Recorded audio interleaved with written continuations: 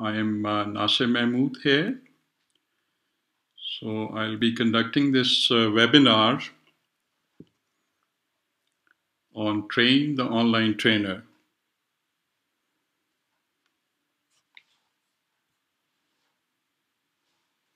And I hope that this information will be useful to you. And hopefully you can gain from it because of the current scenario. So every teacher, let's quickly start the webinar. I think I probably thought that it has not been casted yet. So let's quickly start and see the sequence of presentation. So I'll be first introducing myself and share with my experience on online education. Then I'll talk about the importance of education and worldwide trends in online education. So that the teachers must know how these, what are the trends and what we have to follow. So I'll be talking initially, briefing about the online education in general, and then I will also talk about the quality of the, so I'll be talking. Okay, sorry for the interruption, my mistake. I just unplugged the wire. I hope now you can listen to me. So I quickly go on, and I was sharing my experience, what all I have. So I've here you could see that I had started my online experience since 2013. And then because I used pen input for writing on the presentations, and I was inspired by the Khan Academy, where he used to write with the pen and explain the things. So at that moment, I luckily got the pen input from Blue Area, and I started delivering the lectures with pen input. So later on, I switched to iPad in 2015, and then keep improving my online education. And since 2018 now, I'm doing the online classes.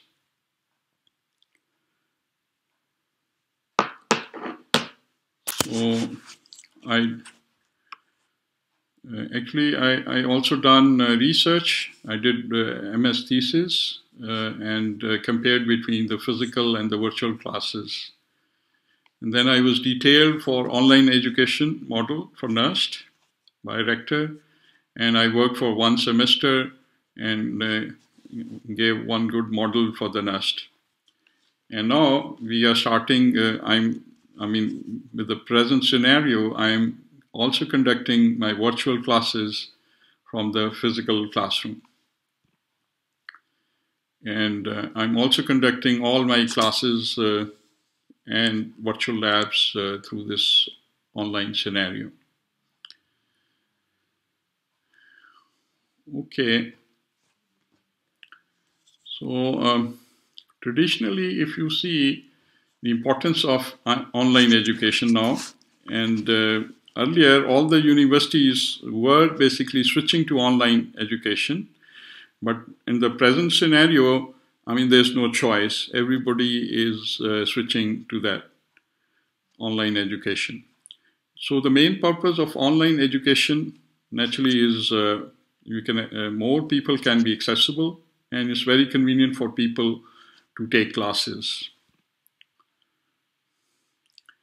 Okay, now with the online education, student can interact with the instructor online and enhance their learning experience, and that's the plus point. So naturally, what are the worldwide trends? Mostly, people, most of the top universities have gone on online education. And you could see all the courses, paid courses. It started from the free courses, then it went on the paid courses, right? And then the degree program. by the top universities. In the example, you can see EDX or Coursera, and they're offering now full-fledged degrees. Okay, there's a new trend that even the physical classes were going on. There was trend of going online, and I will give you an example of UNSW, where students basically have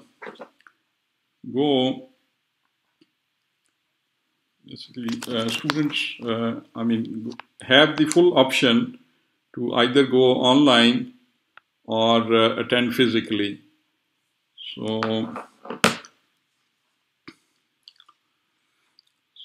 People are, having this dual, but in the current scenario, we are left with only online education, which to me is the best option.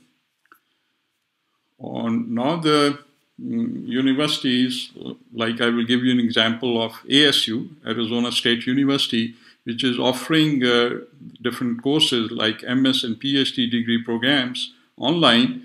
And the degree they give, they don't mention anything that it was the degree was done physically or online.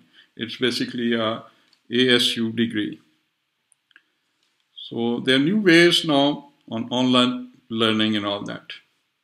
So let's quickly understand what are the different modes of delivery, because in online education, this is really, really important that we must understand how to deliver the lectures. So in synchronous mode, basically, that's a real-time mode. Instructors and students, they interact online. Like in the physical classroom also, we have real interactions, and we are basically synchronous mode. And the same thing is also possible through this virtual classroom, that you, in real time, you interact with the students and basically give the lecture, and the student can ask. And other examples could be teleclass, where you're sitting in one place or physically in one place, and you are delivering lecture at a remote place. Okay, and then another scenario, I will emphasize more on this virtual class, because here, this virtual class basically, to me, is the best option. And the scenario is like this, that an instructor is connected to a server, and the students are also connected to the server. And then they can interact in real time and conduct the class. So to me, this arrangement, if proper technologies and resources are available, they can interact in real time and even enjoy more facilities because of the technology. They can interact than the physical class. So let's move further. And another option is the webinar, where large audience in the listen mode, as we are doing now. Okay, so asynchronous mode is also very popular throughout the world, and the MOOC, MIT basically gave the concept of MOOCs, that is massive online, open online course, and they are taking, so this mode is in self-paced mode or asynchronous, where all the pre-recorded videos are there and they can listen to it, and this is also improving. But to me, the third model, which is hybrid model or blended model, is the best model, where we can take the advantages of both the systems. So hybrid is the best model, and you can see some of the examples here, some of the links here of the MOOCs, that is the asynchronous thing, and you can learn any knowledge, anything from any place. So there is no limitation of time or space. So these are some of the examples here. So what I'm proposing is basically a hybrid model, a real time, and then the advantage of this is that we have two-way communication through voice, message, and video conferencing. Actually, a video conference tool is used.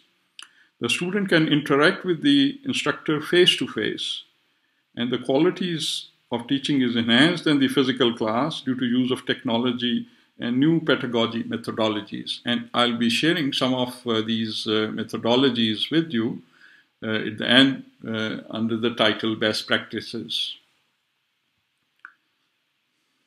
Okay, so it's a very interactive model, and then the assignments and other assessments, small assessment can be done through LMS. And we have at NUST a very good LMS which supports everything. Naturally, the major exams can be done physically in the campus, and as the scenario improves, we can do that. So here is another slide which basically summarizes why synchronous is better than the asynchronous model, because that's the reason I'm for the synchronous model, and it has some limitation and challenges, but still it's the best because it can engage the students and the instructors in real time, right? And it basically gets a sense of community and connection and personal connection with students, get a personal connection with the instructor, and they can talk to each other. They can discuss during the class even new softwares. They can enable them to talk, making a groups, and they can talk very easily. So naturally, the advantage is live discussions and group discussions can be easily taken place through this scenario. Naturally, it was a very smooth transition because if you are going on the physical thing and then you're going online, so I feel there's no difference. You can easily make a transition from the physical class to the synchronous online class. Attendance management is better. Automatically, attendances can be taken. And then naturally, the bottom line is that students are engaged and focused, which is our major concern in education, that people are listening to you and are focused and engaged. So I'll quickly overview this and skip on this because this is the arrangement, I mean, for lecture recording or for a very top class scenario which I investigated during my studies. So here the requirement for going online is a camera, then you have a computer, and then you have a pen input. These are the important elements which is needed. So like you can use any device here, like pen input device. A Vacuum is a company, Japanese company, which provide a quality pen inputs. And then you can use iPad or Surface Pro. Any pen input device can be used, which is hooked up to your laptop or computer. Okay, then then you need some streaming software or recorder. So, and then you can also use wireless mic and all that. So, and then the game starts that everything goes to a server. And then you could see that a lot of good and plus things are coming on the server, like all the editing, security, transcoding, and then all the analytics, that who watch your videos and all that. It's a very, very useful thing. There's a whole domain here which basically takes care of the analytics of the students, how they are learning. And there's a concept of active learning, which is ensured by different software. And actually, everything is connected to the LMS, and students can get all the information, all the lectures through one forum.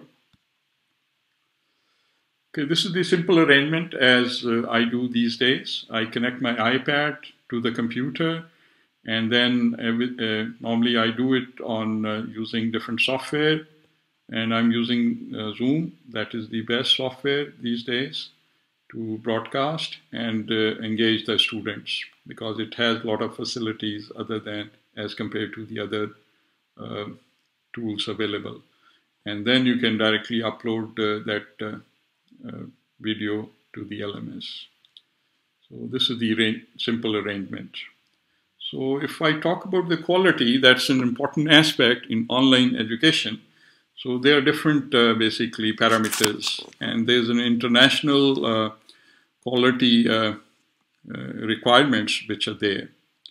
And if I just quickly overview this quality standards especially for online education. For example, course overview and introduction. So, I mean, later we can discuss these details that what kind of assessment and measurement can be done on online education.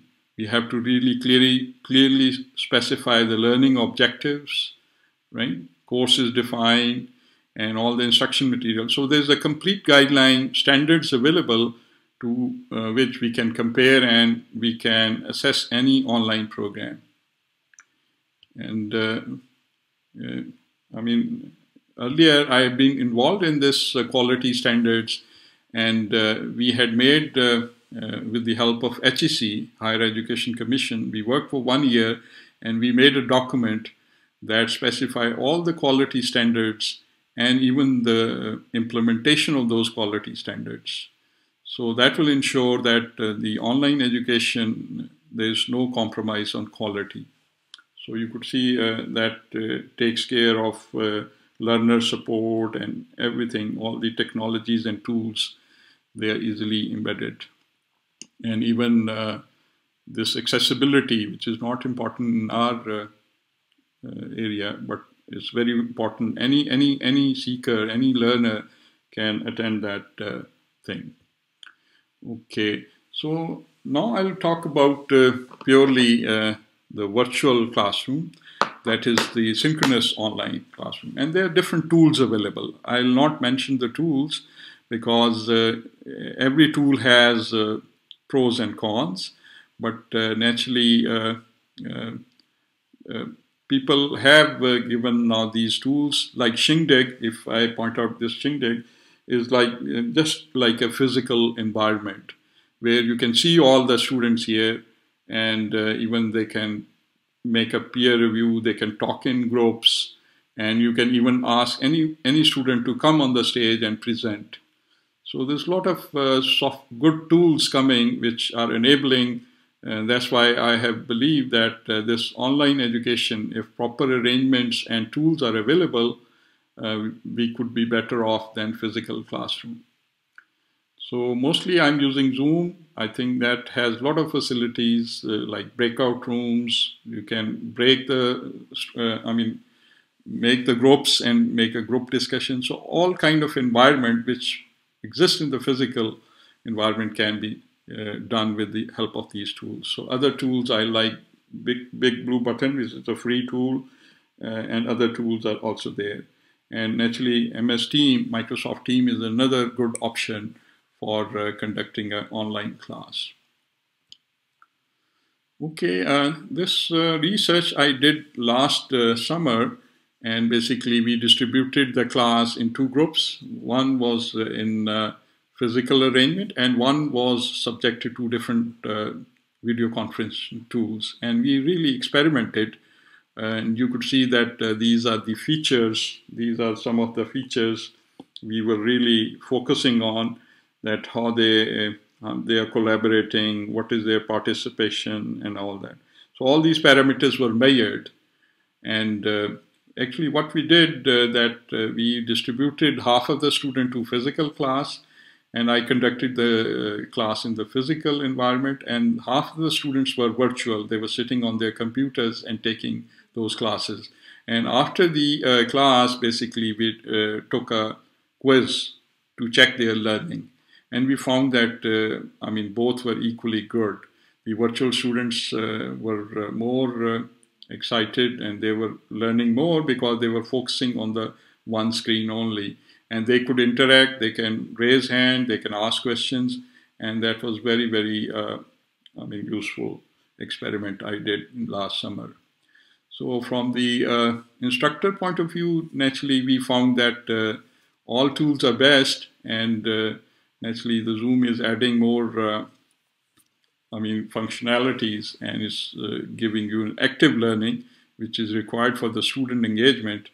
And naturally, you can adapt your lecture according to the student's requirements. So real-time asynchronous lecture has this advantage also. Okay, let's talk about quickly the best practices. I can guide you. You can take more,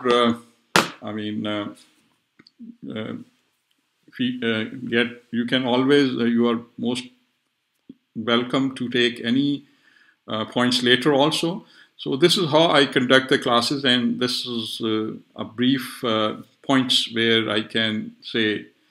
So when I start the class, basically I don't start the class with direct lecture. I start a bridging thing, right? I bridge the lecture and I talk about 5 minutes about different points, their understanding and their interest and all that. And then I basically introduce the topic and clearly define the learning outcomes of the lecture, that after going through this lecture, what we are going to learn. And then explain the concept with examples. And mostly the examples are, in par with the real world problems, real world examples, so that they can correlate the theory and the practical. So like the use of the pen input, like I'm using iPad, so I can point out anything, I can write over it, right? I can write with different colors and highlight different things, right? And this way, it's very, very interactive. Students can understand. I can point out different diagrams. I can draw diagrams very easily. So this way, students interact very easily with me, and they can understand what's going on. So this screen sharing and pen input is like sharing the whiteboard. You can write over the presentation. Even you can share iPad screen fully with your students, and you can do all kind of simulations and other scientific thing which is possible through computer, which is not possible with the whiteboard.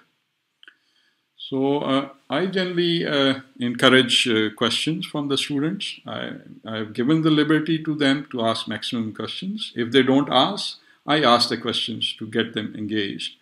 And I use another technique that's called the knowledge by discovery. And before I explain a new concept, I ask their opinion, so that their brains start working and they are curious about that new knowledge. And when they give their own ideas and then I tell them, they absorb the new ideas very quickly. So naturally, we keep an eye on the student attendance and presence, how they are engaged. And if actually all the cameras are switched on, and then even in the online environment also, we can really have this concept going. So we can even conduct the group work through breakout rooms, which is available in some of the good softwares. So then if you see,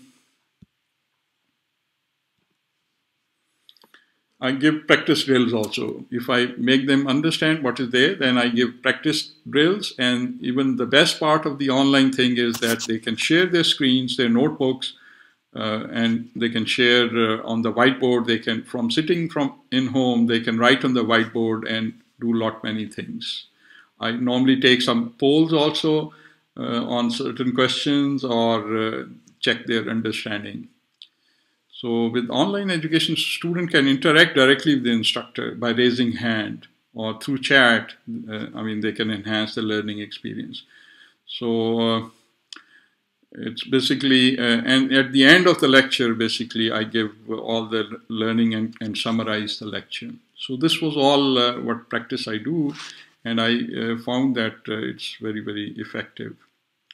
So basically, the synchronous model or the online model is students have active learning, and the analytics, basically, that's the measuring the student learning is an important thing. These days, the research focus is not on how you deliver the lecture by the instructor.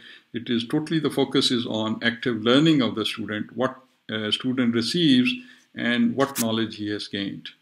So, and there are indirect methods for measuring that through analytics. And I also engage the students in classroom, off the classroom through social media. I made groups in Telegram. Sometimes I make a group on Facebook because most of the students, we have to tap the channel on which students are there. And we have discussion forums also, very popular, like piazza.com, where students can initiate a question or student can initiate a discussion, and the whole class is involved in that discussion, and that's really a useful thing. Okay, lastly, I conclude my presentation here.